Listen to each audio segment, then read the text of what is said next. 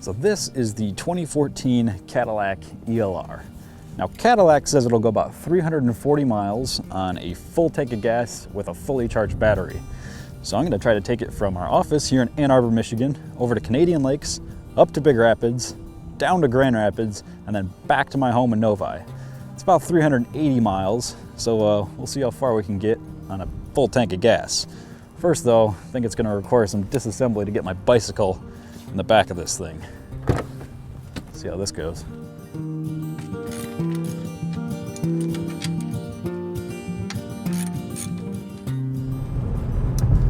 So we're on our way to Canadian Lakes. I've got my bicycle all disassembled and jammed into the back of the ELR here. Now, why go through all of the extra effort of finagling it inside the car instead of just slapping it on a roof rack or on a trunk rack? Well, the problem with those systems is that they create a lot of drag. The Cadillac engineers and designers have gone through a lot of trouble to make the ELR as aerodynamic as possible. They've added active grille shutters to the front to seal off its speed and make that front end nice and sleek and clean. Now that theme you'll see continues down the side. There's no extra lines or anything, it's just very clean, and they've even tucked away the door handles. Looking at that profile view of the car, you can kind of tell that it doesn't really fit the mold with the rest of the Cadillac lineup. That's because this actually shares platforms with the Volt. What does that mean? Well, that means you get 2 electric motors, a gasoline engine, a big battery pack, and a 9.3 gallon fuel tank. See, the only thing that ever actually powers the wheels of the car are the electric motors. Those electric motors get their energy from one of two places, either the 435-pound battery pack that's located right in the wheelbase of the car, or the 1.4-liter 16-valve inline 4-cylinder gasoline engine. And for freeway cruising, that little engine will hum along with occupants being none the wiser. The ELR's electric motors put down linear power. Its 295 pound-feet of torque comes on without the need to wait for turbos to spool or gears to downshift. That means this chunky little caddy manages to move its 4,050-pound butt around like an overgrown slot car for the road. It's not fast, but its power is instantaneous. Using all of that electricity comes at a price though. That price is paid for in time.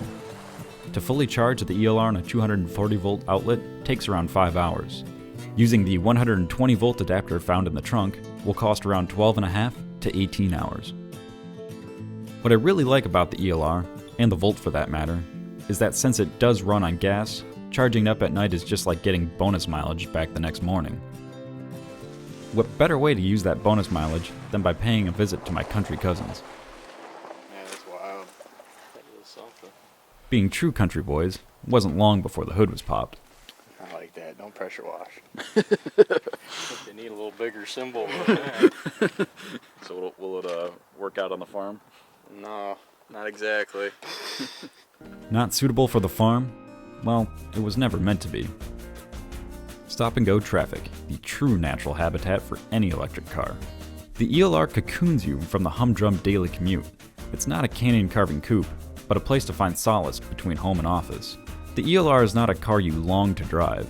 No, it understeers far too much and is far too heavy to be a sports coupe. Instead, this is a car you long to be in. Those electric motors, they might help fuel economy, but who cares when they help create a ride that's this quiet, this comfortable, and this seamlessly smooth? I started this trip ready to end up on the side of the road if it meant getting the ELR near my lofty goal of 380 miles on 1 tank of gas. It wasn't long into my journey that I realized that this was not going to happen, and I really didn't care. This car isn't about hypermileaging, it's about taking the benefits of electric drivetrains and blending them with a modern, luxury coupe. That said, I really should have just saved the time and thrown my bike on a roof rack.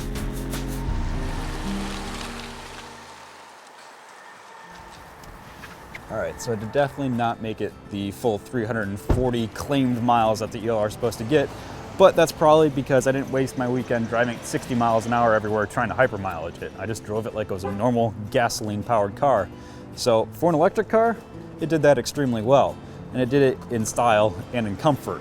I can't say that about any other electric car that I know of. The only caveat to this one is it still requires gasoline. So we're gonna go ahead and fill it up, and I'm gonna finish my weekend.